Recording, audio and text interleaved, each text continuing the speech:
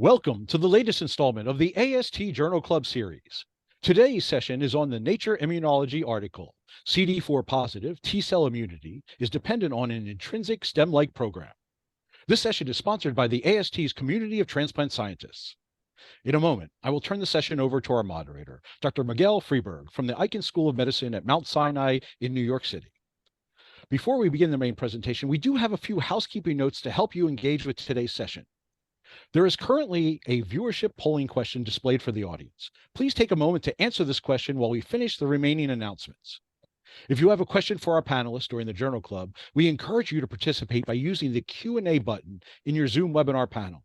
Questions submitted via the chat window may be missed during the presentation. This Journal Club is being recorded and the archive will be available on the MyAST website in 2 to 3 business days. Finally, when you log off at the conclusion of today's Journal Club, you will see a link to a short evaluation survey to complete. Please fill out this survey to help us keep our content current and engaging. And now I turn our session over to our moderator, Dr. Fribourg, to begin the presentation. Oh, hello, everyone. Thank you, Brian. So it's my pleasure to moderate this session and to introduce Dr. Wenhao Chen and Dr. Xian Li. They're going to be discussing their paper with their senior authors, as Brian said, CD4 positive T-cell immunity is dependent on an intrinsic stem-like program.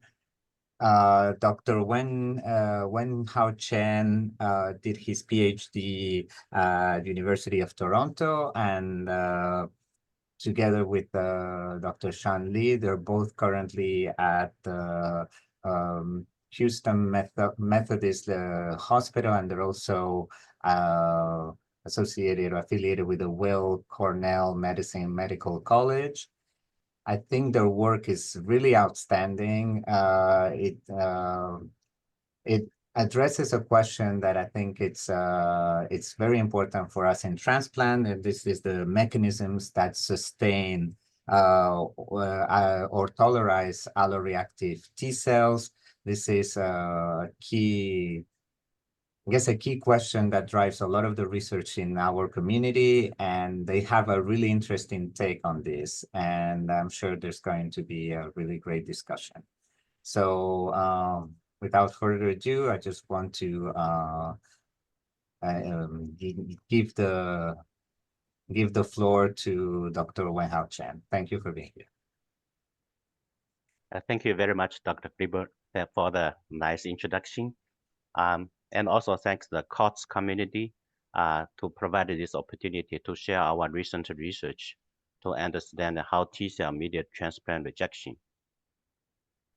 I have nothing to disclose. So does Dr. Fribourg and Dr. Li also have nothing to disclose. And as a transplant immunologist, I always wonder several questions in terms of transplant rejection. Like for decades of research in T-cell field, people notice T-cell response is antigen specific. However, the antigen specificity is predetermined. When the T-cells generated in the thymus, they already express the TCR. And there are huge repertoire of TCR that covers many different antigens. So the TCR specificity is already predetermined when they become naive T cells. However, the T cell response will not going to occur until they saw the antigen. So T cell response is acquired after antigen exposure.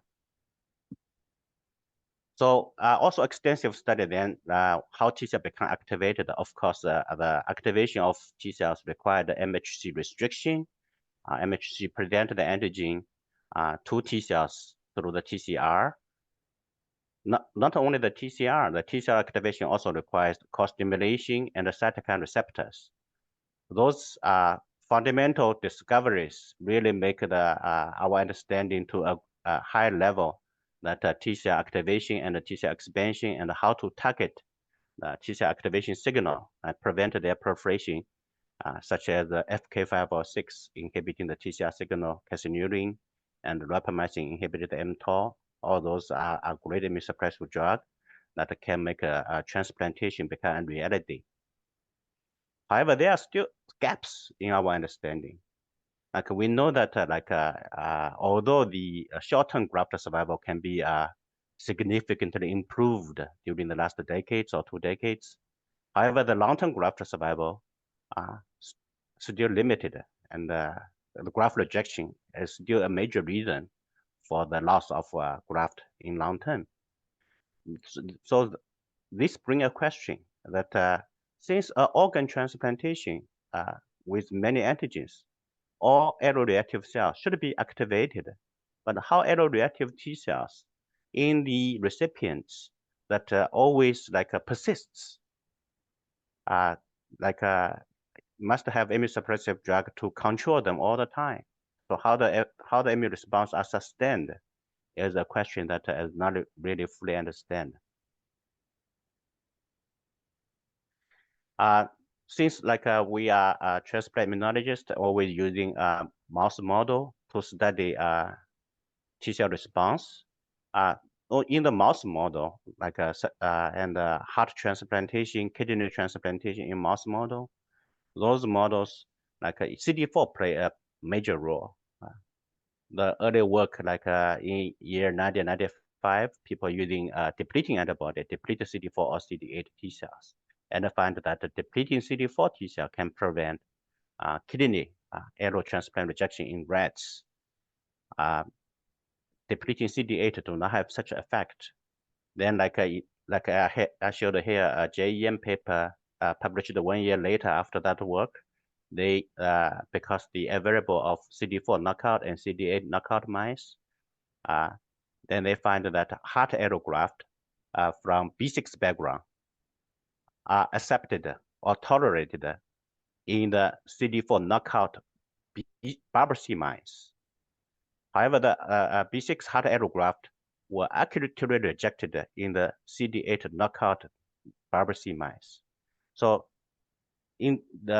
this is confirmed with the depleting antibody experiment, show that a knockout at the knockout level, that CD4 is really critical for heart allograft rejection in mouse models. So,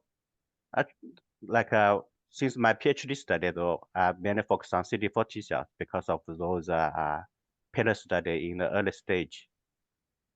Recently, we always using TCR transgenic mice to better monitor the CD4 T cell response. In this case, we are using CD4 TEA TCR transgenic T cells. These are TCR alpha-2, V alpha-2, and V beta-6 TCR transgenic in a B6 background. They recognize the RE alpha peptide from the Barber C mice, which is a MHC class 2 major antigen.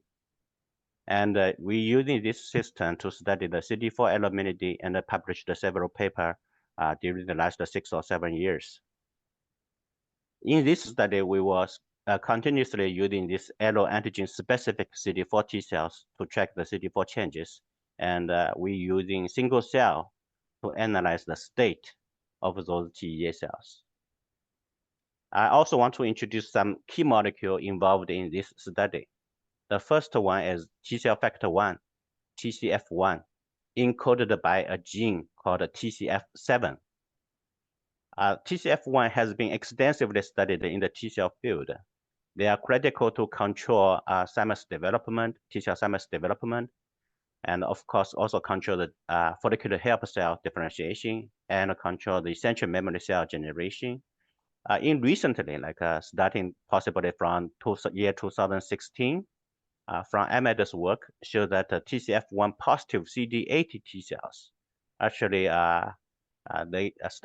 people started to call those cells stem-like CD8 T cells in the model of ARCNV infection. Later also in the cancer system, those TCF1 positive cells actually are responsive for the checkpoint blockade. They are able to proliferate. So more recently, people call those stem-like T cells, and the TCF1 is the critical transcription factor control the T cell stemness. The other two molecules, one of it also a transcription factor. TCF1 is the transcription factor. The other one also a transcription factor called interferon regulatory factor 4, IRF4. our lab have extensively studied the function of IRF4 in allotransplantation. IRF4 is not required for T cell development or homeostasis, do not affect the naive T cell number in mice. If delete IRF4, however, the naive T cells are no longer able to differentiate it to become functional cells in the transplantation setting. So our study is published in Immunity or American Journal of Transplantation. The third molecule I want to introduce is ARDHA. It's a metabolic enzyme control the glycolysis, the last step of glycolysis, converting pyruvate into lactate. Mio Lee's lab studied this ARDHA in T cell system first. They found that the ARDHA control the T cell differentiation and the function. Also strikingly, ARDHA is not required for T cell development or like homeostasis or naive T cell survival, only affect the T cell differentiation and the function. Now we started to describe the results that how we identify a critical cell state in the transplantation. That actually ourselves not really thought about that or know that before until we do the experiment. In the model that we transfer CD4 congenic marker, CD45.1 positive TEA cells into the recipient, which is a normal B6 mice, 1 day before transplantation of a Barber C heart. Then at 7 days after transplantation, we isolate the alloreactive cells from the spleen and the heart allograft and followed by a single cell RNA sequencing. This is the typical picture of the single cell RNA sequencing based on the gene expression difference in each cluster that we can identify different cell states. For example, the cluster 0 and the cluster 2 are the splenocytes, and cluster 1 are the graft infiltrating TEA cells. By looking at the gene expression, very surprisingly, like the majority, the biggest cluster, 0 and 2 in the spleen, are maintained as stem-like T cells, as they express all those stemness genes, as characterized. People mentioned those genes in the stem-like CD8 in the chronic infection cancer model. In the transplantation model, those are the same genes. Like transcription factor include ID3, KF2, TCF7, AREF1. Surface marker include the shell, it's CD3 ligand, and CCR7. I want to particularly emphasize 2 molecules. One, of course, is TCF1. It's a marker for stem-like T cells. Another marker I want to mention is LY108. Since TCF1 is a transcription factor, like in many studies, if we don't have a TCF1 GFP mice, it's difficult to isolate the stem-like T cells. So using the surface marker, a surrogate marker for TCF1 is LY108. It's a cell surface molecule, including the gene called SLAMF6. In the graft infiltrating cells, the biggest cluster is the effector cell cluster. It's like, of course, like in the spleen, none of the stem-like cells express those effector markers, but in the graft, when they infiltrate the graft, express tons of effector markers, such as the gene encoding OX40, GETA, 6R6, granzyme B, and many other, NKG7, and the BHL, HE40, all those are effector markers. So, like we thinking long time how to name those TCF1 positive cells in the spleen. In the cancer or ARCMV field, they call the precursors of exhausted cells. However, in the transplantation, we didn't find the exhausted cells, rather find the effector cells in the graft. So in this case, we call those stem-like CD4 cells as the effector precursors. We call them TEP cells. Now, after we identify the effector precursors and the effector cells in the transplantation setting, we want to study how those cells mediate the transplantation rejection differently. We first are using a polyclonal T cell model. In this case, a Barber-C heart allograft was transplanted to a reporter mice. The reporter mice is TCF1 GFP reporter. In this case, we can use the GFP to sort out the TCF1 positive and the TCF1 negative T cells. Then, after 7 days after transplantation, we sort out the CD44 positive. The reason we're using CD44 positive is try to enrich the alloreactive T cells, because the CD44 is a marker for antigen experience. Although it's not really pure, but at least we can enrich the alloreactive T cells. In this case, we sort the TCF1 high and the TCF1 negative, CD4 positive, and the CD44 positive cells, as shown in panel B. Then we transfer those cells into a new recipient. In this case, the new recipient is a REG1 knockout, and we did a skin transplantation on those REG1 knockout mice to see which population of cells can mediate transplant rejection. Actually, very surprising to us. When we transfer the effector T cells, TCF1 negative effector T cells into those recipients, they are not able to mediate transplant rejection. That's very surprising because all the effector T cells express tons of effector molecule. When the effector precursors, the stem-like effector precursors, they do not express any effector molecules. So why have such a strange results that effector cells do not mediate rejection? However, the stem-like cells are able to mediate rejection. So of course, then we using the alloantigen specific model using the TEA cells. And briefly mention the experiment design, that we cross the TEA cells with the TCF1 GFP mice. So in this case, the TEA cells also can be sorted out based on GFP expression. We transfer those TCF1 GFP TEA cells into the transplant recipient 1 day before Barber-C heart transplantation. And at 7 days after transplantation, we sort out the TCF1 high TEA as the stem-like effector precursors and the TCF1 negative TEA cells as effector cells. And again, show the same results.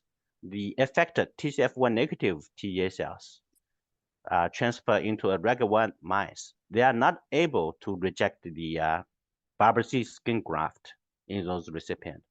However, transfer the stem-like T cells, they can accurately reject the skin allografts. Then here we just briefly mention why. Because transfer TCF1 negative TEA cells into the transplant recipient, those affected T cells are disappeared within 2 weeks after transplantation. They cannot be detected in transferred cells, cannot be detected in spleen, lymph node, and grafts. Transfer with stem-like TEA cells, they are able to be detected in the spleen, lymph node, and the grafts. So this give us a hint that effector T cells, although they express effector molecule, somehow they are short-lived, do not persistent in the transplant recipient. So we designed another experiment to study the stemness of effector precursor T cells, since that they can repopulate in the recipient after transfer. So we transfer the TCF1 GFP TEA cells into the first host, the congenital mice, and give a heart transplantation. At 7 days after transplantation, we isolate the stem-like cells, which is TCF1 high TEA cells. We are not able to isolate effector cells, since the effector cells in the second graft will be as mentioned, that they are not persistent in the first host. So in this case, we only transfer the effector precursor stem-like TEA cells into the second host to REG1 and transplant with the Barber-C skin. Then after transplantation, we isolate TCF1 high, since the effector precursor can self-renew. There are tons of TCF1 high effector precursors that they also can differentiate to terminal cells. And so we also isolate TCF1 negative TEA cells from the second recipient, transfer to a third recipient. Again, that in the third recipient, transfer the stem-like TCF1 high TEA cells. they are able to mediate the transplant rejection. However, if we transfer the TCF1 negative effector cells, they again lose the ability to cause graft rejection. So previous studies already hinted that the TCF1 negative cells do not persist in transplant recipient. To further study those, to confirm those findings, we developed another transplantation model. In this case, we want to generate tons of effector cells. So we directly transfer the congenic TCF1 GFP reported TEA cells into REG1 knockout mice, which received a biopsy skin transplantation. Then we isolated TCF1 high stem-like T cells or TCF1 negative effector TEA cells into transplant recipient. As shown in panel B, we only need to transfer 10,000 stem-like effector precursors to mediate transplant rejection. However, injecting even 100-fold higher number, 1 million effector TCF1 negative TEA cells are not able to mediate transplant rejection. And we monitor the cells in the transplant recipient.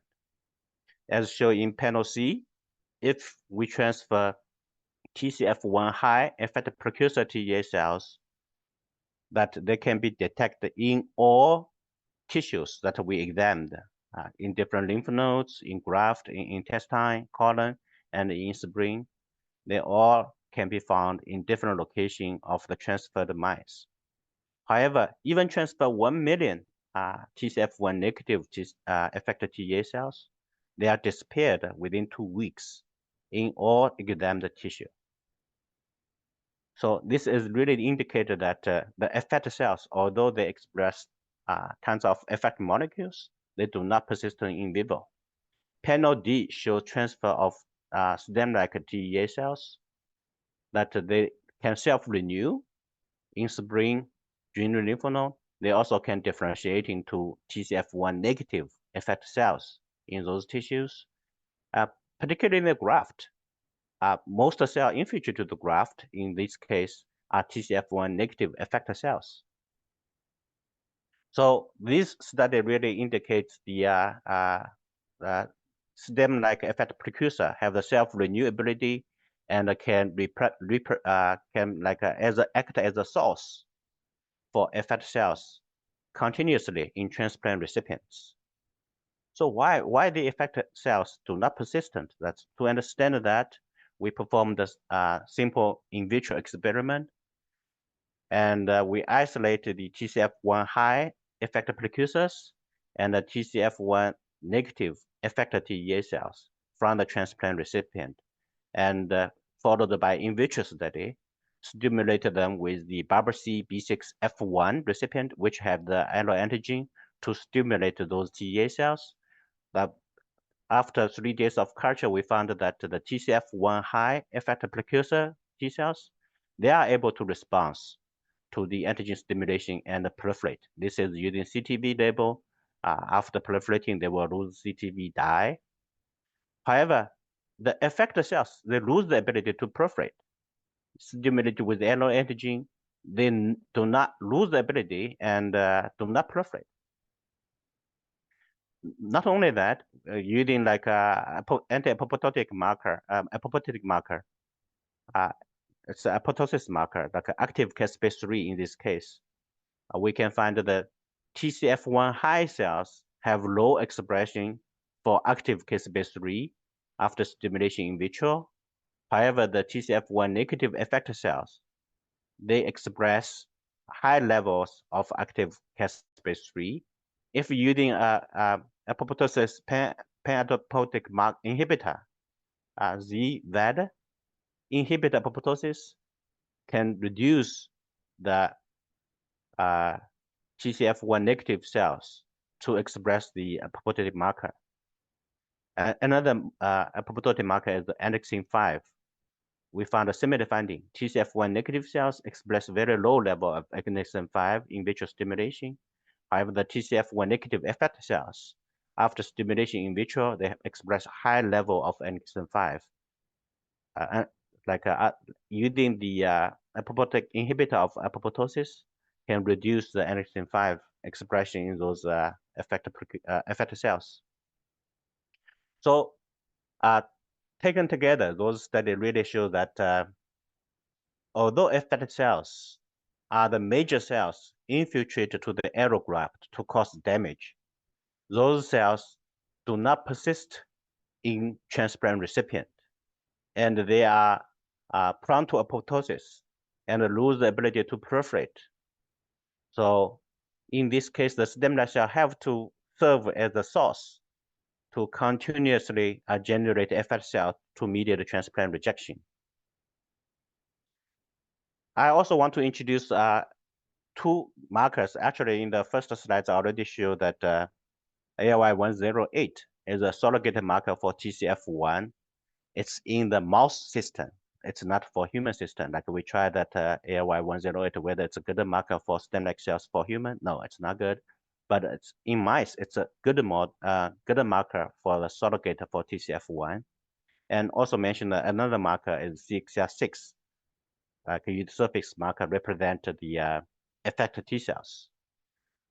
Isolate, in this case, we use a similar model, then isolate those ALY108 high stem-like cells that they do not express the CXCR6.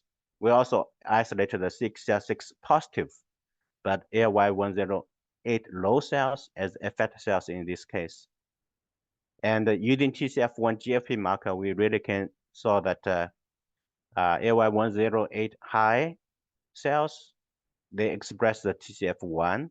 When they become CXCR6 positive and ALY108 low cells, they lose the TCF1 expression.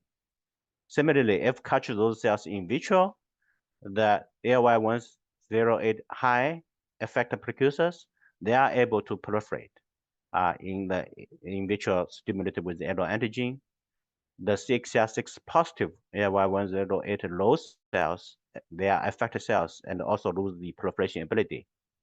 In the transfer experiment, transfer to the regular 1 knockout mice followed by skin transplantation, the ALY108 high cells, they are able to mediate transplant rejection. And like a CXCR6 positive ALY108 low cells, those are effector cells, are no longer able to rejection. Those markers, like we tried many different markers, the CXCR6 is still the best surface marker for effector cells for CD4 cells. For CD8, you of course have other markers, but currently, like for CD4 cells to distinguish stem-like cells and effector cells, ALY108 and CXCR6 still the best marker so far. So why we want to find the surface marker? Because we want to study the mechanism, and we cannot cross all the mice that with TCF1 GFP reporter mice. For example, we're using IR4 knockout TA and the TCF1 knockout TA. In this case, we need those surface marker and transfer for the study. Like we want to, after we find that stem-like cells are a source to generate effector T cells, which is a critical step to mediate transplant rejection, we want to study the mechanism. First thing is which transcription factor control CD4 T cell stemness. Then which transcription factor control those stem-like cells to become effector cells. And TCF1 mice is like we cross the TCF1 knockout mice with the TA cells to generate the TCF1 knockout TA cells. Compare with wild-type TA cells, transfer those cells to a regular 1 knockout mice 1 day before biopsy skin transplantation.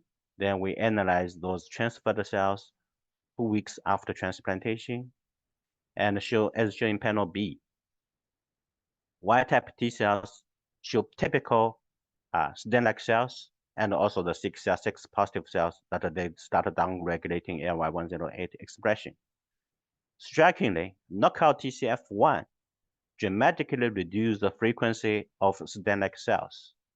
So TCF1 sustained the effector precursor cells. Why? Like, is that critical that TCF1 is sustaining that? What happens if we prevent TCF1 downregulation, what will happen? So we designed another experiment, transduce TEA cells. In this case, like we transduce the Y-type TEA cells with TCF1, and also inject those cells to transplant recipient. And we found that transduced TCF1 in TEA cells prevent their effector differentiation. Somehow TCF1 not only required to sustain stem-like TEP cells, actually TCF1 prevents or like a terminal differentiation. So TCF1 is a very critical molecule to sustain the TEP cell identity or stem-like cell identity in the CD4 cells. In contrast, as I already mentioned in the introduction, that IL-4 is do not required for naive T cell survive and required for T cell differentiation. So we're using IL-4 knockout TEA cells compared with the Y-type TEA cells in the transplant recipient 2 weeks after the transplantation. Very strikingly, knockout IRF4 in TEA cells prevent their differentiation to effector T cells. There's no effector T cell at all in the transplant recipient. We're using the surrogate marker AY108 and the 6R6. We also confirmed by TCF1 expression because don't have TCF1 GFP, we did an intracellular staining. Knockout IL-4 in TEA cells, most of cells remained as TCF1 high cell state. So to further study that, why IRF4 is required for cell to become TCF1 negative effector cells, we wonder whether the gene TCF7, which encodes TCF1, are not silenced in the IL-4 knockout T cells. In this case, we're using H3K27 methylation, which is the epigenetic marker controlled by EZH2, which is critical to silence stemness genes. And we did a chip PCR to look at the TCF7 locus at a different region of the TCF7 locus. In Y-type TEA cells, because many cells become TCF1 negative effector cells, they lose TCF1. That in Y-type TEA cells, lots of repressive marker, H3K27 methylation, is really like heavily deposited in the TCF7 locus. In the absence of IL-4, those repressive marker, histone repressive marker, not appear in the TCF1 locus. So this is really tell us that IL-4, in the absence of IL-4, T cells are not able to silence TCF1 and can become effector cells. To further to study that, we are using a rescue experiment. We using IL-4 knockout TEA cells. However, we activate in vitro and transduce IL-4 gene back to those IL-4 knockout TEA cells and see whether give back of IL-4 can rescue their effector differentiation. And by using in vitro experiment, by using TCF1 expression, we really find that if give back IL-4 into IL-4 knockout TEA cells, actually this is the in vivo experiment, that can rescue their in vivo differentiation to TCF1 negative effector cells. If transduce a control vector, they still remain as TCF1 positive cells, cannot develop into TCF1 negative effector cells. Not only that, if transplant to reg1 knockout mice with the Barber-C skin, IL-4 knockout TEA cells are not able to cause transplant rejection. However, IL-4 knockout TEA cells give back IL-4, they are able to mediate transplant rejection. So those studies indicated that the transcription factor level, TCF1 sustain the stem-like cells and prevent terminal differentiation, and the transcription factor IL-4 drive the terminal differentiation and require to silence TCF1 genes. And in the study, we also looked at more detail about the single cell data. Those are analysis from the single cell data. And Dr. Kochru in Harvard, they developed a nice algorithm called Compass. Using the Compass algorithm can detect the metabolic reactions in the single cell data. And we using that Compass algorithm to analyze the metabolic reactions, we can find that more than 80 metabolic pathway. Here we only show 6 of it. And among those 80 metabolic pathway, we found that actually effector cells have dramatically enhanced the metabolic reaction compared to the stem-like cells. For example, the glycolysis pathway and the fatty acid oxidation, citric acid cyclation, all of it actually more activated in the effector cells. So we, of course, we cannot study all those metabolic pathway. We pay attention to the glycolysis. And this pathway can be studied by one molecule, ALDH. Actually, it's have 5 subsets. ALDHA, which, like as I mentioned, critical for anabolic glycolysis, converting pyruvate to lactate. So in this case, we delete ALDHA, which is the critical subset of the ALDH. Knock out ALDHA, the cells were not able to finish the anabolic glycolysis and cannot produce lactate in this case. We knock out the ALDHA in TA cells, and the CTV labeled those cells, compare with CTV labeled the Y-type TA cells, transfer them to the REG1 knockout mice 1 day before biopsy skin transplantation, and we analyze the data 2 weeks later. Here we show another strange thing that I never expected. In my mind, we always thought that T cell proliferation and become effector cells could happen simultaneously.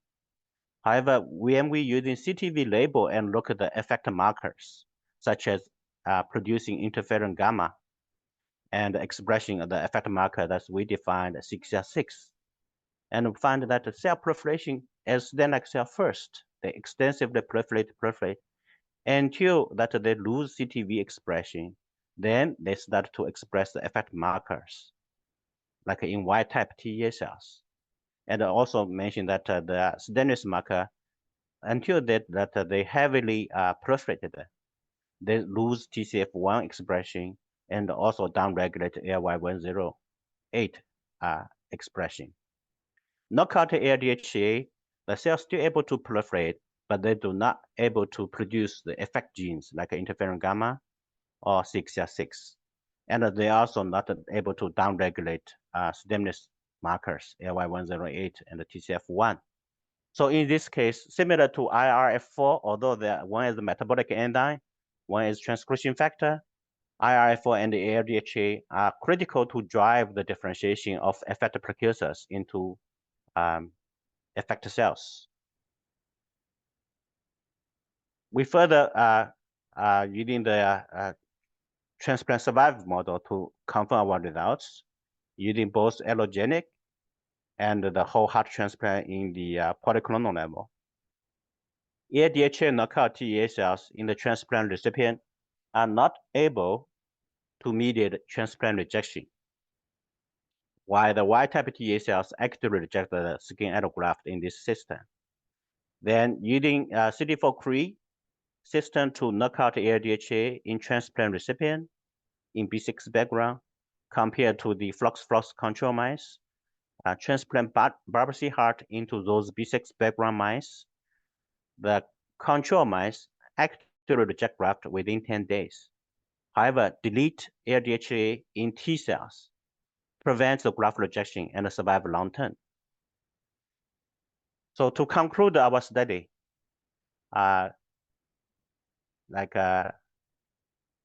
we are first time to demonstrate the CD4 T cells, how the CD4 T cells mediate transplant rejection using single cell to analyze the data and find those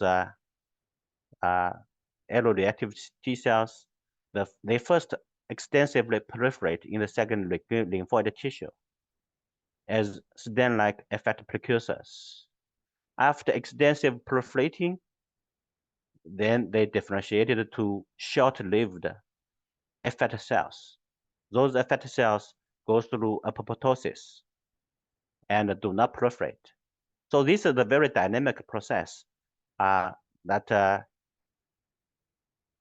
stem-like cells have to extensively self-renew, which is controlled by TCF1, to maintain the stem-like cell state. Not only that, they also continuously give rise to effector cells, which is controlled by the transcription factor IL-4 and the metabolic enzyme ALDHA to become effector cells to mediate transplant rejection. So in the conclusion of the slides, we identify a stem-like cell program, which is critical to sustain alloimmunity in the mouse transplantation model. This work, of course, did a huge teamwork. Dr. Xian Li is our center director, and we work together to make those things happen. And also, I really appreciate the first author, Dawei Zhou, works very hard on this work. And also the bioinformatics analysis from Yin Zheng, who really helps us to, especially the compass. It's a very challenging analysis, very challenging, and he make all those analysis like to give us the hint how CD4 T cells really mediate transplant rejection. Thank you very much for your attention. That's my presentation, and I'm happy to, if you have any question, I'm happy to address it.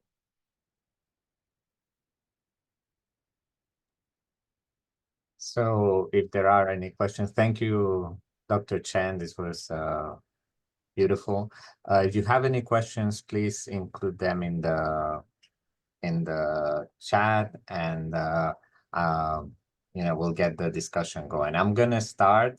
So one of the things that I find really interesting also about your work is this new framework of the stem-like properties or these effector progenitors. How do you envision, if you could comment, both of you, Dr. Li and Dr. Chen, how do you envision this playing when you have a polyclonal response? So do we think that we would find a effector progenitor for each type of TCR, so for each TCR sequence? So in other words, if we did the TCR repertoire for the effectors and effector progenitors, do we think that there's some of them that will be favored? I understand that this was a great way to do it with like a TA cells that are specific for the, so but I'm wondering if you had any thoughts on this.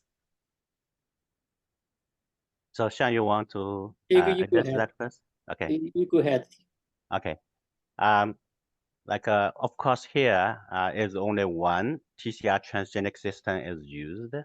Although we also using polyclonal at the beginning to show polyclonal effector cells also are short-lived. But the CD4 research about the stem-like cells is recent ongoing things. In just 1 month ago, 2 months ago, or just recently, in other systems, for example, in IBD autoimmune system, 2 papers published using different systems to show stem-like cells also exist in IBD model. And another model is Th2 response, published also 1 month ago, show Th2 response time, like allergy, asthma. They also have those stem-like cells. They call them progenitor cells for Th2. So those systems exist not only in transplantation, confirmed by the paper just published in Nature Immunology a few weeks ago.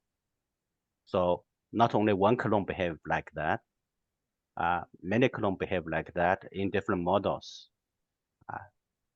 So whether different clone are behave differently, it's depend on the immunology challenge. Not all case the CD4 cells can terminal differentiated, such as in influenza infection. The CD4 T cells cannot go through terminal differentiation in influenza virus infection.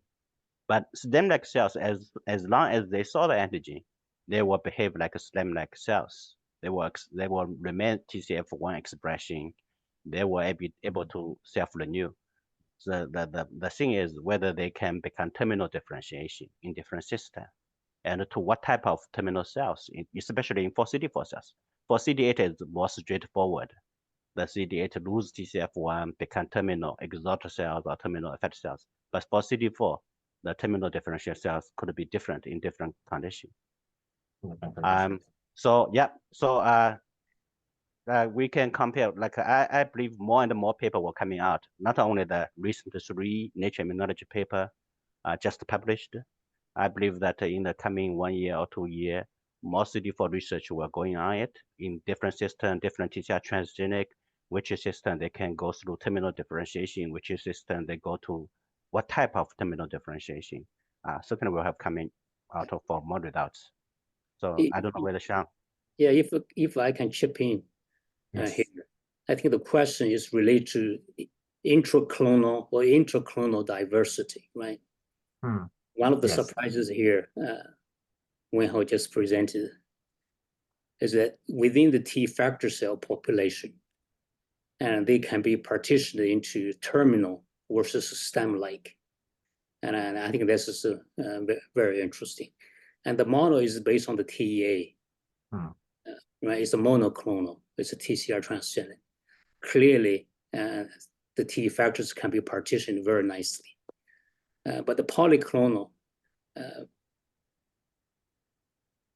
I believe, I suspect, I think for the polyclonal situation where Wenhao also used in his model, the similar trend exists, right? So now, more details should be worked out, but clearly the potential is there, either monoclonal or polyclonal. And some T cells clearly have this stem-like property. And this property is marked by this incredible cell renewal, potential. And at the same time, they repress T factor cell differentiation to keep their stemness identity. So I think kind of segueing with, as a segue to your comment, Dr. Lee, I see in the chat, Dr. Alegre asks, can the TA cells transduce, can the TA cells be transduced to have forced expression of TCF1 reject, or are they stuck in stemness-like phenotype like the IRF4 knockout T cells? So basically, can we just kind of, yes, I see that Wenhao Chen is nodding. What do you think? Yeah, like in the paper, we haven't do that experiment. We only do the in vivo monitor the cells, compare with Y-type co-injection.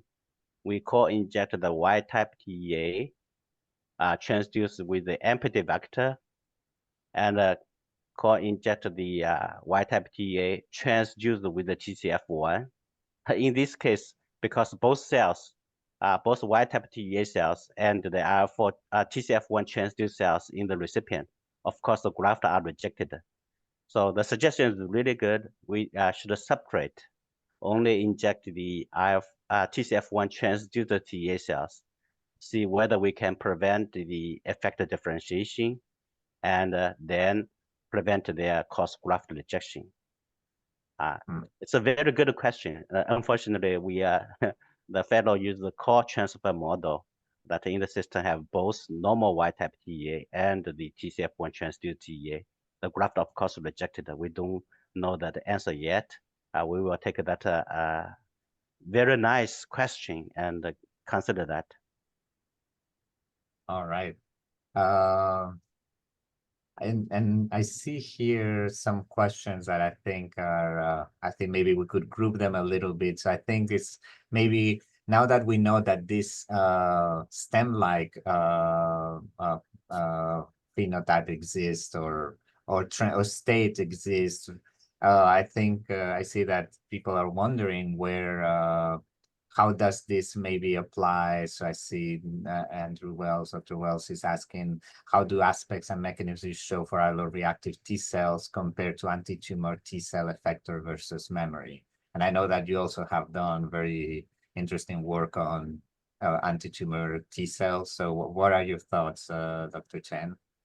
I discussed this question with Xian just yesterday. We're talking about how we define which is the troublemaker in the transplant recipient, memory cells or like the stem-like cells.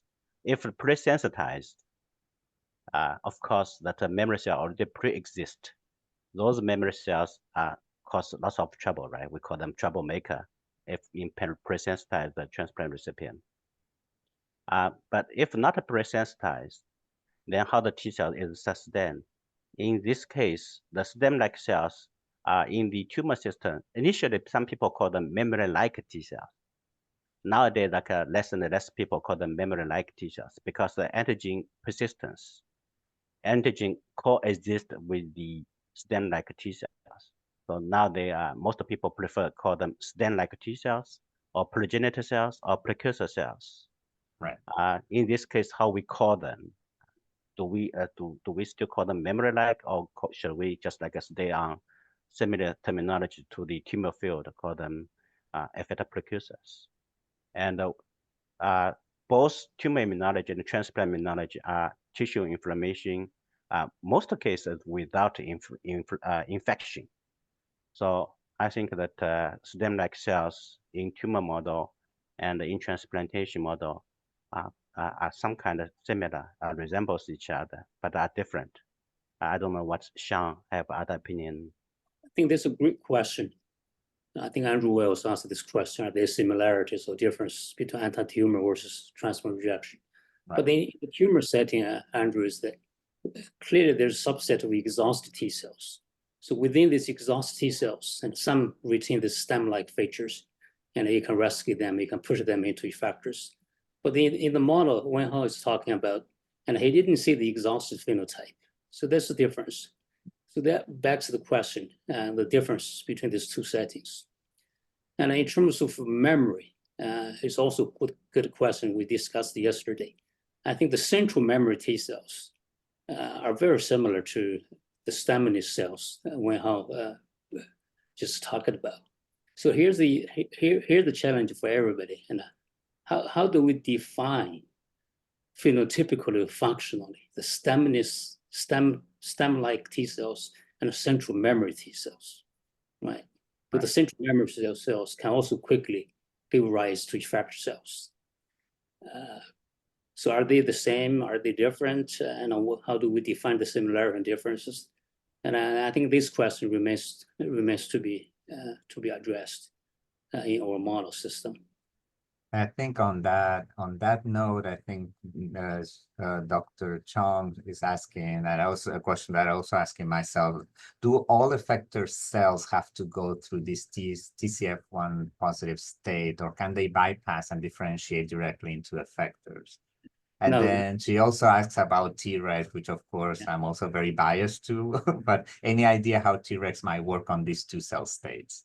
From the models I think we have, and they don't have to go through the TCF1 positive, because the TCF1 knockout mice, if you knock the TCF1 genetically, right, and those cells can become T effector cells. Actually, they become T effector cells AMS. In the TCF1 knockout, you have more T effector cells than wild types. And those knockout mice can reject graft, right? So the simple answer is that they do not have to, but the TCF1 positive population gives you the flexibility and the stability of responses. And in transplantation, that may be a problem. And what do you think think a little bit more maybe philosophically, what do you think is the advantage of having this type of system for against pathogens? I understand that this is an allo response, and this is not what we evolved to. Like, we didn't evolve to have transplants, but because there seems to be some overlaps in function with memory, which is dovetails with the question or the topic we were discussing right before. So do you have any insights on this or comments? Yeah, That would be very interesting. Yeah, I have read your immunity paper 1 year ago that I studied type 1 interferon that affects on Treg cells. Actually, type 1 interferon, that's a major difference between ARCAV infection or virus infection compared to the transplantation system. So in the virus infection system, because the initial infection causes a dramatic amount of type 1 interferon production within 1 day or 2 days, that drive the terminal differentiation of stem cell very fast, very robust, actually. That's the difference between alloenergic system and the viral injection system. But the principle is still there. In the chronic virus infection system, they also need stem-like cells to sustain antiviral immune response. The principle is there, just how many cells can be terminal, how many cells can be exhaustion. The virus response is much potent to drive more cells to become terminal effector cells or become exhausted cells. And also Anita Chong's question about Dr. Chong, right? Dr. Chong's question about the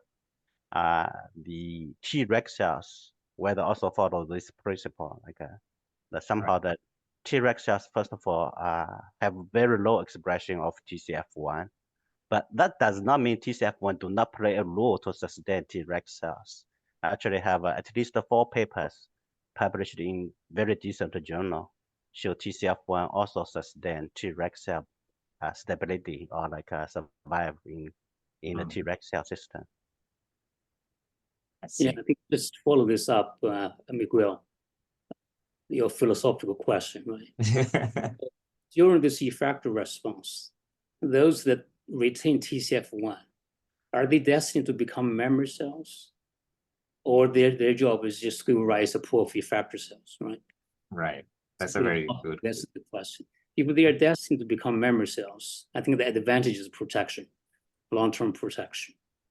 Right? If they're just there to give rise to pool of effector cells, I think the main function is to propagate the effector functions. Right. No, we don't know. No.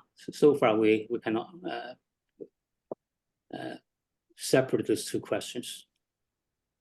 And this is so we're getting to the top of the hour, so I think we're gonna stop the discussion here. This was an amazing, very beautiful work, and this is I think it's prompting a lot of very interesting questions, and also for us to question a lot of the paradigms I think that we have about all these different cells and how they, all these states basically, and how they coordinate to shape the autoimmune response. And so I think there might be 1 or 2 questions in that are still open. So potentially we could answer them afterwards. And also, if you have any other questions, once you're thinking about these things, when you're having coffee, just you can email Dr. Chen and Dr. Lee. I'm sure they'll be happy to engage and share their thoughts. Yes, absolutely. Well, thank you so much, both of you. And I think I'm gonna give the floor to Brian for some closing remarks. Thank you so much. AST would like to thank Drs. Chen, Fribourg, Lee, and the leadership of COTS, as well as all of our attendees for today's session. Please remember to complete the evaluation survey in Zoom and visit myast.org/journal club to view our video archives and register for upcoming journal clubs. Thank you again for today's excellent session. Thank you.